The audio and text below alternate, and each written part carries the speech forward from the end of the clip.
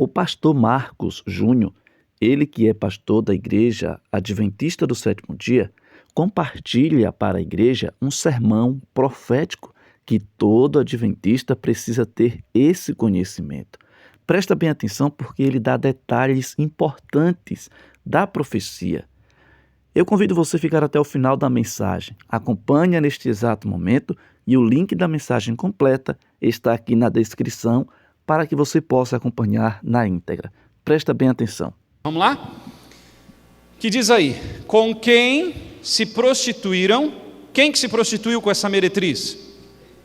Os reis da terra, e com o vinho da sua devassidão foi que embebedaram os que habitam na terra.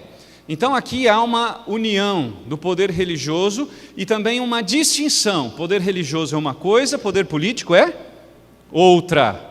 Tá? Então isso tem que ficar claro. Ontem eu falei sobre essa questão aqui, não é, da diferença que existe, não é, ou existia antigamente, não é, antes de Cristo, poder religioso e civil era a mesma coisa, depois foi separando com Constantino, depois a igreja toma conta nos 1260 anos, e agora, Ellen White, eu vou falar um pouquinho bastante aí sobre, bastante não, né? Falar um pouquinho sobre isso, 1798 até agora, sobre uma outra manifestação que ela fala no grande conflito aí, tá bom? Amanhã, mais ainda. Uma coisa tem que ficar clara, o verso 3, ele deixa essa distinção ainda maior. Olha o que diz aí. Transportou-me o anjo em espírito a um deserto, e vi uma mulher montada aonde? Bem, pastor, aí alguns dizem assim, mas as cabeças da besta. Sim, a besta aqui é poder religioso ou é outro poder? Onde é que está o poder religioso aqui? Quem é identificado com o poder religioso? A mulher e não a besta. E esse é o outro problema que se comete na interpretação desse texto. Né? A gente quer pegar o capítulo 13 como pano de fundo. O capítulo 13 é uma realidade, o capítulo 17 é outra realidade. O capítulo 13 se vê de um ângulo, o capítulo 17 se vê de outro ângulo.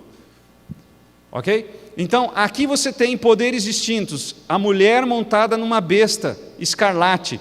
Besta repleta de nomes de blasfêmia, com 7 cabeças e 10 chifres. Quem é que tem as cabeças aqui? É a mulher ou a meretriz ou é a besta? Então, pastor, mas alguns dizem assim, essas cabeças são papas. Esse é um grande erro que se comete. Aonde é que estão os papas aí? Na besta ou na meretriz? Na meretriz, irmãos. A meretriz que é o poder religioso apóstata. E esse é um erro que se comete de interpretação. Ah, mas aqui os papas aqui... Não tem como. Teria que ser então a meretriz com cabeças e chifres. Mas não é o que o texto diz. Correto? Então não pode ser papa em hipótese alguma. E está cheio de bobagem aí na internet. Cuidado que você vê na internet. Tá? Tem muita bobagem aí sobre isso. Então, mulher, ela está montada na besta. Ela não pode estar montada em cima dela mesma. Certo? Ela não pode montar em cima. Ela está montada em cima da besta. Então, besta é outro poder. E quando a gente vai a Daniel, capítulo 7... a gente vê no contexto de Daniel 7 que quando aparece besta é que tipo de poder? Político, ok? Naquele contexto, não é? No contexto do 13 é outro. Besta não pode ser Roma papal, porque aonde é que está Roma papal? Na meretriz. Então não tem nada a ver essa besta aqui. Ah, mas a do 13 é outros 500. É outra história. Mas nós estamos no 17. Tá? Então cuide para não confundir alho com bugalho. A besta aqui, e essa interpretação mais coerente que eu já vi na minha vida, e a igreja já tem um consenso, hoje está saindo um comentário bíblico pelo NASP, que já tem essa interpretação, é o poder político. Então, a meretriz ela está montada onde? Em que poder? Político. Tá? Então, poder religioso que está então sob o poder político, tá? Aí é a cena que João vê, a mulher, a meretriz montada nessa besta aí, com essas cabeças e esses chifres. O verso 4, vamos lá? Vamos adiantar aí. Verso 4 diz o seguinte, continuemos. Achava-se a mulher vestida de púrpura e de escarlata, adornada de ouro, de pedras preciosas e de pérolas, tendo na mão um cálice de ouro transbordante de abominações, e com a imundícia de sua prostituição. Então está aí, né, o relato dessa mulher, como ela é. Ela é rica, ela fala blasfêmias, ela traz afronta a Deus. Nós vimos ontem sobre Roma papal, a besta que emerge do mar, as mesmas características, lembram? E aqui é vista de outra maneira, só que lembra, essa mulher aqui não é só Roma papal, gravem isso. Tá? O verso 5 vai responder aí. Quem é a meretriz então? Vamos ao verso 5. O verso 5 traz mais detalhes e diz assim: na sua fronte achava-se escrito um nome, um mistério. Qual é o nome dessa meretriz? Babilônia, confusão, tá? Lembra o que significa a Babilônia? Nós estudamos em Daniel 3 essa semana, não é? Na realidade, assim, é o máximo, não é? Da idolatria. Nós estamos vivendo nesse período assim, que a gente vê isso, as pessoas nem aí para Deus e praticamente se voltando. A profecia foi clara e diz assim: Babilônia a grande, a mãe de quem? Se ela é mãe, tem o quê? Filhas. Se ela é mãe, tem filhas, não é? E continua, e das abominações da terra. Pastor, mas é Roma papal? O texto está dizendo isso.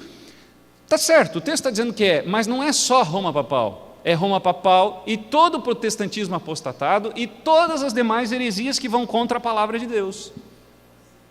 Então, isso é Babilônia, ok? E esse poder, Roma papal, todo o protestantismo apostatado e as outras heresias estão montadas sobre um outro poder que lhes sustenta e que lhes dá força, ok? Posso avançar? Continuemos, verso 6. E olha o que diz aí o verso 6. Então vi a mulher embriagada com o sangue dos santos e com o sangue das testemunhas de Jesus. E quando vi, admirei-me com um grande espanto. Quando que aconteceu isso? Não é? Roma papal se embriagar com o sangue dos santos. No período da Idade Média. Não é? E aí, claro, Roma papal se destaca. Aí você tem alguns artigos, esse aqui é da revista Veja, de 2000. Não sei quantos vocês lembram dessa situação em que, na época, o Papa João Paulo II, ele pede perdão. Não é? O Vaticano anuncia, nessa quarta-feira, diz aqui a reportagem de 15 de março de 2000, é passada a maior demonstração de expiação pública da história do catolicismo. Um documento de 90 páginas pedindo perdão por uma série de pecados cometidos em seus 2000 anos de existência. Aí vai. E aqui é mais um pedaço, não é, dessa reportagem. Pecados que comprometeram a unidade dos cristãos, pecados contra os judeus, e aí vai. Então, eles reconhecem todo esse sangue que foi derramado. Isso é documentado, isso não tem como dizer, negar e tal. Então, o que essa meretriz fez? Ela se contaminou com o sangue, o quê? Se embebedou com o sangue dos santos. E quem são os santos? A palavra hagios no grego para santos é pessoas separadas. Não quer dizer que pessoas que não têm pecado, mas são pessoas separadas que se arrependem de seus pecados. Essa é a diferença. Tá bom? Então, as filhas é o protestantismo apostatado.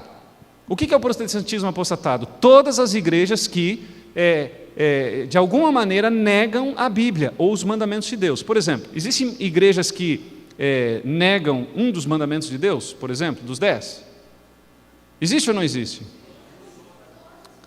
Isso é.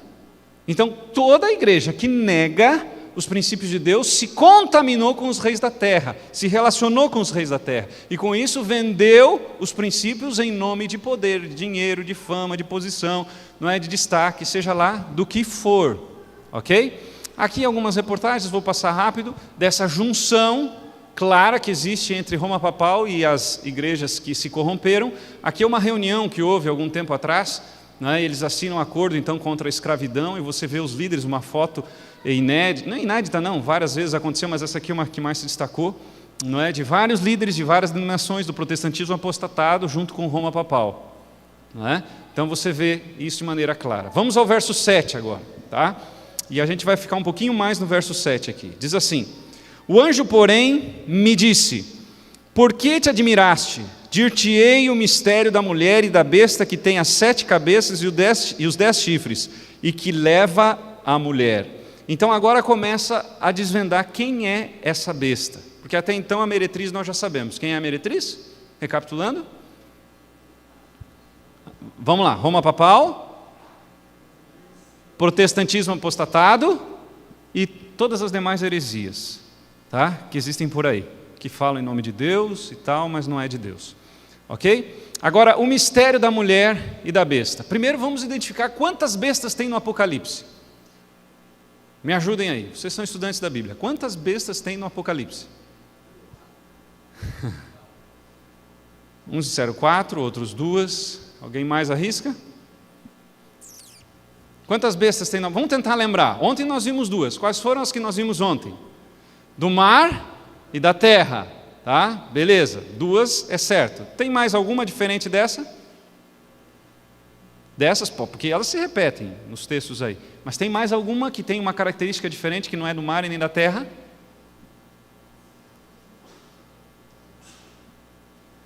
Vamos olhar? Capítulo 11, verso 7. Vê se você acha outra besta aí. Aí está falando do período da Revolução Francesa, que foi de 1789, isso, né? 1789 a 1799.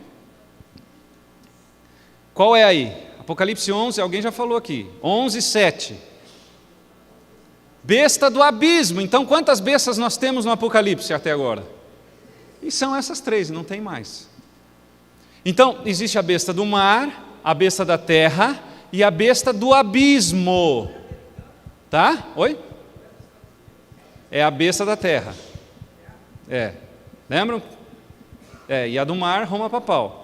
Agora, e a do abismo quem é? E agora nós vamos dedicar bastante tempo hoje e amanhã para falar dela. Tá? Então, hoje eu só vou começar. Tá? E você vai ficar aí com um pouquinho de interrogação para amanhã você não faltar. Besta, então, voltando aí. Besta do mar, Apocalipse 13, verso 1 a 10. A segunda besta, besta da terra, com os 2 chifres, nós vimos lá, não é? Os 2 grandes poderes que dominam esse poder, os republicanos e os democratas. Apocalipse capítulo 13, 11 a 18.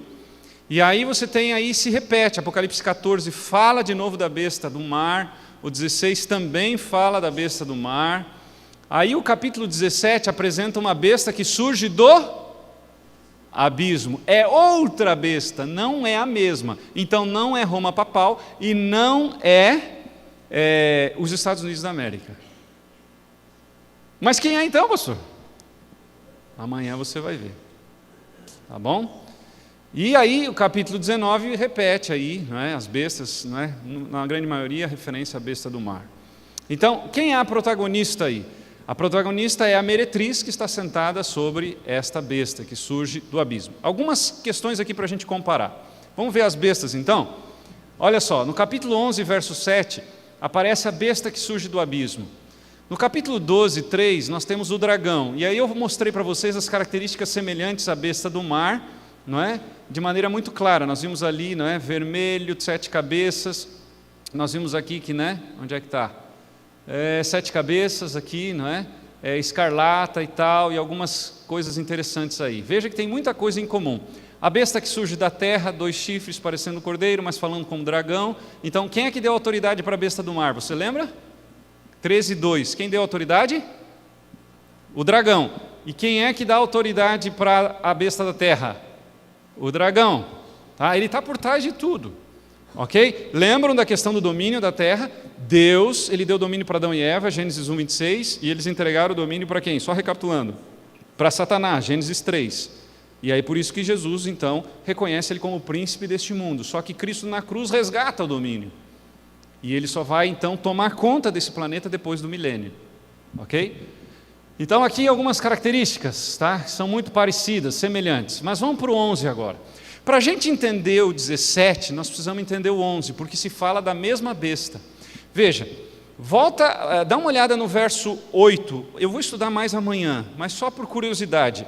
Que besta é essa do capítulo 17? O verso 8 diz: a besta que viste era e não é, está para emergir da onde? Opa! Então, a besta do 17 é a besta do mar? Então não pode ser Roma papal. É a besta da terra? Então não pode ser Estados Unidos. É da onde? É do abismo. Agora, quem é essa besta do abismo? Vamos ter que estudar no 11 e tirar algumas informações para que o 11 possa nos ajudar a descobrir quem é a besta do abismo. E o 11 fala da besta do abismo, certo ou errado? Verso 7 aí. É a besta do abismo? É ou não é? Está na sua Bíblia aí ou não está? Então é a mesma besta. A do 11 e a do 17 é o mesmo poder. Então, vamos ver. Roma papal, protestantismo apostatado e as outras heresias estão sentados em cima de que besta? Do abismo. E quem é essa besta? Vamos dar uma olhadinha no 11 então. O 11 vai nos ajudar a elucidar o 17. O 11 está falando aqui, por exemplo, do período dos 1260 anos. Isso se repete no verso 2, quando fala dos 42 meses. Ontem nós vimos que 42 meses dá quantos dias? 1260 dias, no princípio de ano, de Números 14 de Ezequiel 4, não é? Dias são anos, não é? Agora, no verso 3, darei as minhas 2 testemunhas que profetizem por quanto tempo? 1260 dias, vestidas do quê? Quem são essas 2 testemunhas que durante o período da Idade Média testemunharam sobre Deus? O Antigo e o Novo Testamento. Querem comprovar isso? Vamos ver então. Olha só, vou passar aqui. Olha o que a serva do Senhor diz no grande conflito. Eu vou pular essa parte aqui e vou ir na que está em destaque. As 2 testemunhas representam as Escrituras do Antigo e do Novo Testamento. Ok? Então, nesse período elas estavam vestidas de saco. Por que elas estavam vestidas de saco? Como é que se estudava a Bíblia naquela época? Todo mundo tinha a Bíblia como a gente tem? Abra a Bíblia aí e tal. É assim que o líder religioso fazia? Às vezes voltado para cá, não é? A missa era feita em que língua? O povo não entendia nada. As Bíblias não eram colocadas à disposição, vestidas de saco. Olha, Deus mostrou tudo para João. Tudo que ia acontecer, e de fato aconteceu. Aí você vê, na sequência, já a menção aqui à Revolução Francesa, não é? Tem aqui várias situações em que coloco aqui, pena que eu não tenho tempo aqui, porque é tão legal o capítulo 11.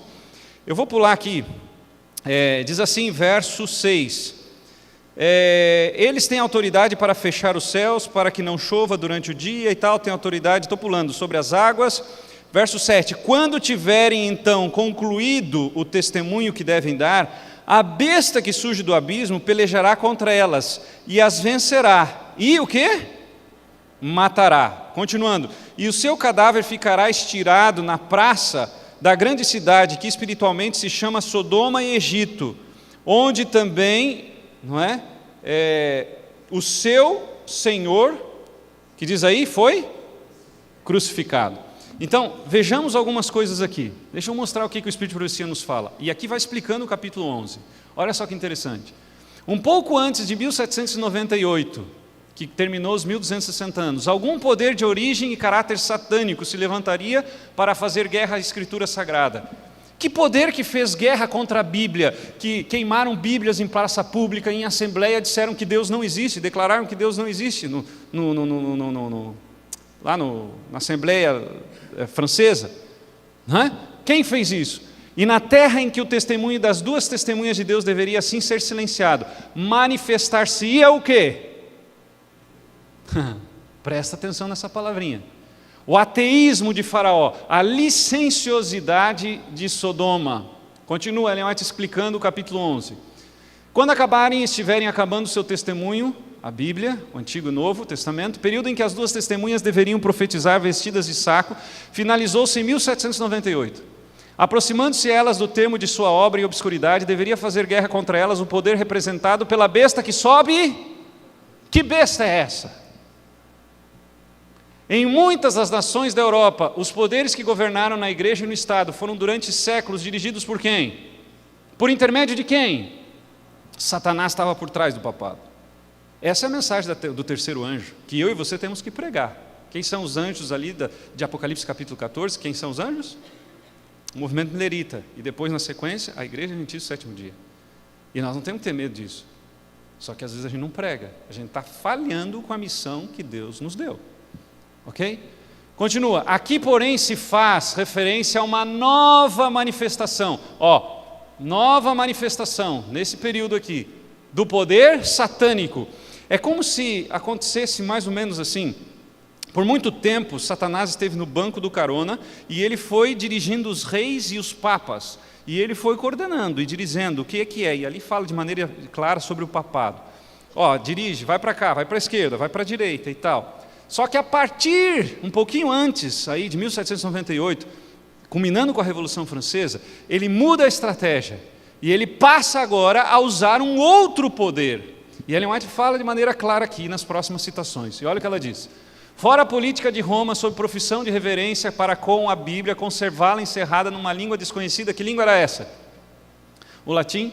Ocultando-a do povo, sob seu domínio as testemunhas profetizaram vestidas de saco. Mas um outro poder, não é mais o papado, a besta do abismo, agora assume, e deveria surgir para fazer guerra aberta e declarada contra a palavra de... Nesse momento da Revolução Francesa surge vários ismos, iluminismo e tantos ismos. E qual é a tentativa desses ismos? Dizer assim: Deus, sai da jogada, Deus, você não existe. Tal. E aí, essa é a tentativa que surge na Revolução Francesa. Outro poder, que é a besta que surge do abismo. Pastor, mas ainda não disse, quem é esse poder? Quem é esse poder? Tá? Vamos lá, outra citação. Ela vai ampliando a ideia. Esta profecia teve exatíssimo e preciso cumprimento na história de quem? Da França. Durante a Revolução, em 1793, o mundo pela primeira vez ouviu uma assembleia de homens, nascidos e educados na civilização e assumindo o direito de governar uma das maiores nações europeias e mais influentes na época, levantar a voz em coro para negar a mais solene verdade que a alma do homem recebe e renunciar unanimemente à crença na divindade e culto. Vamos declarar aqui: Deus não existe. E Bíblia, e é o que diz a profecia. O que a besta do abismo ia fazer com a Bíblia? Iria fazer o quê? Que diz aí, irmãos? Iria pelejar contra ela, iria vencer, iria matar. Não foi isso que aconteceu? Não foi isso que aconteceu? Olha que coisa interessante. E agora fica claro aqui. Apocalipse 11. O poder ateísta que governou na França durante a Revolução e reinado do terror, desencadeou contra Deus e sua santa palavra uma guerra como jamais o testemunhara o mundo. O culto à divindade foi abolido pela Assembleia Nacional, certo? Bíblias eram recolhidas e publicamente queimadas com toda a manifestação de escárnio possível. A lei de Deus era calcada aos pés, as instituições das escrituras sagradas abolidas, o dia de repouso semanal foi posto de lado, e em seu lugar cada 10º dia era dedicado a orgia e blasfêmia. O batismo e a comunhão foram proibidos, e anúncios afixados visivelmente nos cemitérios declaravam ser a morte um sono eterno. Bíblia no chão, pisada. Quem fez isso? A besta do abismo. E é identificada aqui com quem? Ateísmo. Olha, todos nós devemos passar para a universidade se for possível. Eu já passei em vários níveis, mas os maiores templos do ateísmo são as universidades. Quem passou por uma carteira de universidade sabe o que eu estou dizendo. Nós que estamos estudando a Bíblia aqui somos um bando de ignorantes para eles. Não foi o que Satanás conseguiu fazer na Revolução Francesa? Colocar Deus de lado, Deus não existe. Até então não se tinha esse pensamento tão forte. Não se tinha esse pensamento tão forte. Outro poder, nova manifestação, passa a dominar a partir de 1798. É isso que Ellen White vem falando. Olha, não mais pelo papado agora, mas por um outro poder. Cuidado, amigos, porque Satanás quer minar a tua... Eu conheço jovens, inclusive próximos de nós, lá em casa, que estão hoje frequentando universidades e que a sua fé é cada vez mais enfraquecida, porque eles não se fortaleceram na palavra de Deus. E na universidade a tentativa é: Deus não existe. E lá se prega contra Deus abertamente. Satanás começou a fazer isso nesse período aí. Ok? Então, quem é a besta que vem do abismo? Vamos dar uma olhadinha no capítulo 20? Olha só que interessante, irmãos. A gente começa a estudar a Bíblia, a gente fica empolgado, porque daí a Bíblia vai trazendo informações, uma melhor que a outra. Olha aqui, no contexto dos 1000 anos, Jesus vem e tal, e vem o milênio, conhece essa história, né? Olha o que diz a profecia. Aí diz assim, verso 1 em diante: Então vi descer do céu, um anjo tinha na mão a chave do abismo, e uma grande corrente, e ele segurou o dragão, a antiga serpente, que é o diabo Satanás, e o prendeu por 1000 anos, e lançou aonde? Quem é a besta do abismo?